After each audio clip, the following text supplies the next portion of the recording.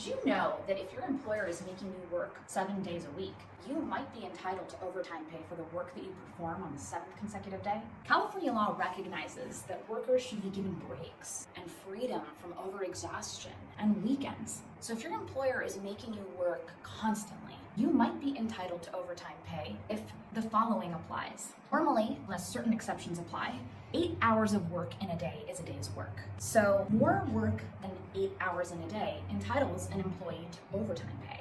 More work than 40 hours in a week entitles an employee to overtime pay. And also work in excess of 6 consecutive days, in other words, having to work a 7th consecutive day, entitles the employee to overtime pay. If you're working more than 8 hours in a work day, more than 40 hours in a work week, or the first 8 hours on a 7th consecutive day, those hours are entitled to time and a half overtime pay.